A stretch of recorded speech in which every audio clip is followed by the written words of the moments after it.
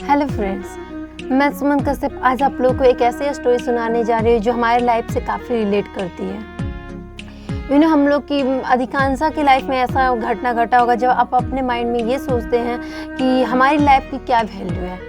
ऐसा होता है ना कितनी बार कि जब हम फ्रस्ट्रेट होते हैं, हमारी माइंड में बहुत टेंशन होती है, जब आपको किसी के लिए आप दिल से हेल्प करना चाहते हो और आप नहीं कर पाते हो, पैसे की वजह से या फिर और भी बहुत सारे प्रॉब्लम होते हैं जिसकी वजह से आप किसी की हेल्प नहीं कर पाते हो, तब आपको बहुत अपने आप पे बहुत ही शर्मिंदगी फील होती है। आपको ऐसा लगता है कि हमारी लाइफ की क्या वैल्यू है।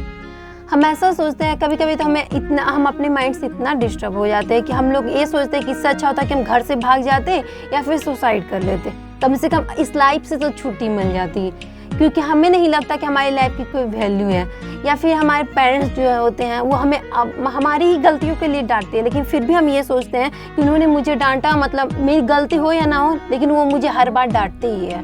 तो हमें ऐसा ही लगता है ना कि हमारी लाइफ की क्या वैल्यू है। हम बहुत सारे लोगों के मुँह से सुनते हैं। हमारे घर में भी जब लड़ाई होता है ना, तो हम लोग अपने ही भाई बहन में कोई ना कोई बोली देती है हमारी लाइफ की क्या वैल्यू है, इस घर में तो मेरा कोई वैल्यू ही नहीं रहा है। उसी से रिलेटेड मैं आज आपको एक स्टोरी सुनाने जा रही हूँ। आई होप कि आप इस स्टोरी को एंजॉय करेंगे। एक लड़का जो अपने पिताजी के साथ रहता है, वो लोग मतलब एक स्टोन की दुकान खोले हुए होते हैं। वो बच्चा अपने पिताजी के पास आता है और वो बोलता है, पिताजी मुझे एक बात बताइए कि मेरी लाइफ की क्या वैल्यू है। उसके पापा जो है हंसने लगते हैं और वो बोलते हैं कि इसके लिए तुम्हें मेरा एक काम करना होगा। बच्चा बहुत खुश होता है क्योंकि उसे ऐसा लगता है कि मतलब ये काम बहुत इजी होगा और मुझे पता चलेगा कि मेरी लाइफ की क्या वैल्यू है। उसके पिताजी उसे एक स्टोन देते हैं, यानी एक पत्थर देते हैं और कहते हैं कि तुम इस पत्थर को मार्केट में लेके जाओ और बेच के आओ। लेकिन हाँ, तुम्हें एक बात का खास ध्यान रखना पड़ेगा कि अगर कोई तुमसे पूछे कि इस पत्थर का क्या दाम है, तो तुम्हें कुछ बोलना नहीं है, बस अपने 2 फिंगर्स दिखाने हैं और चुप रहने हैं। तो वो बच्चा ऐसा ही करता है, वो दौड़ा हुआ मार्केट जाता है और मार्केट में जाके खड़ी हो जाता है। वहाँ देखते हो कि वहाँ पे बहुत सारे भीड़ है, कोई उस पर ध्यान नहीं दे रहा होता है। फिर अचानक एक बूढ़ी औरत की नज़र उस पर पड़ती है।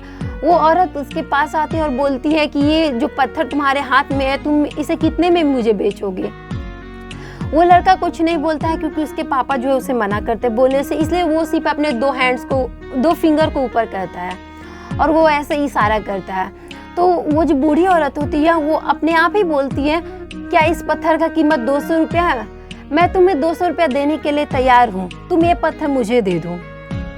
उसके बाद वो बच्चा सोचने लगता है कि एक मामूली सी पत्थर का कीमत ये मुझे 200 रुपये क्यों दे रही है। वो बच्चा दौड़ा हुआ अपने पापा के पास जाता है और वो बोलता है, पापा मुझे मार्केट में एक बूढ़ी दादी मिली थी, वो इस पत्थर को खरीदना चाहती थी और वो इस पत्थर के लिए मुझे 200 रुपया पे कर रही थी।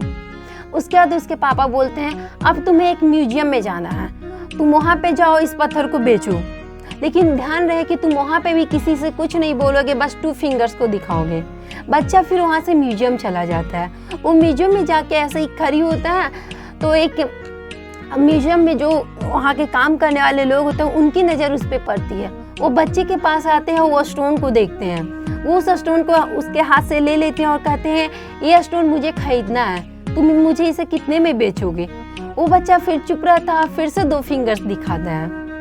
वो आदमी बोलते हैं कि मैं 2000 रुपये, मैं इसके लिए तुम्हें 2000 पे करने के लिए तैयार हूँ, ये पत्थर मुझे दे दो।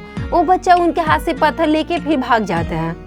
वो भाग के फिर से अपने पापा के पास आता है और बोलता है, पापा मुझे म्यूजियम में एक आदमी मिले जिन्होंने मुझसे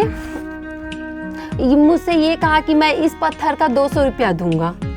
फिर उसके पापा बोलते हैं, अब लास्टली तुम्हें एक ऐसी जगह जाना है जहाँ पे तुम्हें ये पत्थर को बेचना है। वो ऐसी जगह है जहाँ पे पत्थर ही मिलते हैं, बहुत कीमती बेशकीमती पत्थर मिलते हैं, मतलब तुम्हें पत्थरों की दुकान पे जाना है। लड़का वहाँ पे चला जाता है। वो बच्चा वहाँ पे जाके खड़ी होता है, तो मतलब जो उस दुकानदार के मालिक होते हैं, वो वहाँ पे एक बूढ़े व्यक्ति होते हैं जो काउंटर के पीछे होते हैं। जब वो उस बच्चे के हाथ में वो पत्थर देखते हैं तो वो जल्दी से उसके पास आते हैं और उससे वो पत्थर ले लेते हैं और वो कहते हैं, ओ माय गॉड, मैंने तो आज तक अपनी लाइफ में इस ऐसा पत्थर को देखा ही नहीं, मैं इसे पूरे लाइफ ढूंढते रहा लेकिन ये मुझे नहीं मिला, तुम्हें कहाँ से मिल गया। वो बच्चा कुछ नहीं बोलता है। उसके बाद वो आदमी बोलता है कि मैं इस पत्थर को तुमसे खरीदना चाहता हूँ, मैं इसके लिए तुम्हें कितने पैसे चाहिए। वो बच्चा फिर से अपने 2 फिंगर्स को दिखाता है।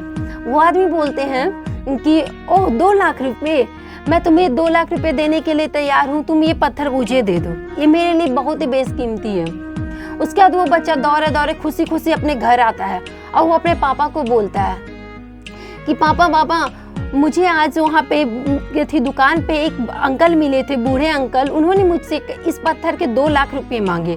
मैं तो शॉक्ड हूँ कि एक मामूली सा पत्थर जो हमको रोड पे या कहीं भी हमको चलते मिल जाता है, फेंका हुआ मिलता है, लेकिन इस पत्थर को भी उन्होंने 2 लाख रुपये खरीदने की बात कही।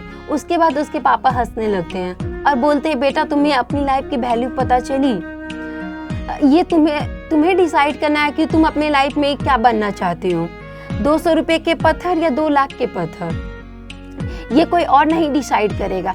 तुम जैसा सोचोगे लोग तुम्हें उस नज़रिए से देखेंगे।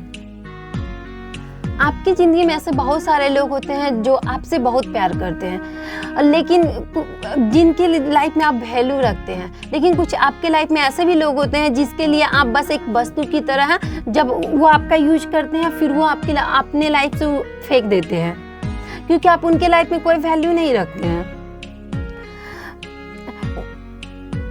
ये आप पे डिपेंड करता है कि आप किसकी लाइफ में क्या वैल्यू रखना चाहते हो, आपकी लाइफ की वैल्यू क्या है। आई होप कि मैं इस स्टोरी के माध्यम से आपको ये समझा पाई हूँ कि मतलब लोगों की लाइफ की वैल्यू क्या होती है, क्योंकि हम लोग कहीं ना कहीं हमेशा यही सोचते हैं और हम लोग की लाइफ में बचपन से लेकर अभी तक ये सब प्रॉब्लम को जरूर फेस किए होंगे और हम लोग सोचते ही होंगे कि हमारी लाइफ की वैल्यू क्या है, मेरे जीवन का मतलब ही क्या है। तो आई होप कि इस स्टोरी से मैं आपको वो समझा पाई होंगे। मेरी स्टोरी को सुनने के लिए आप अपने बेशकीमती समय दिए, इसके लिए धन्यवाद, और कुछ भी गलती होगी तो उसके लिए सॉरी।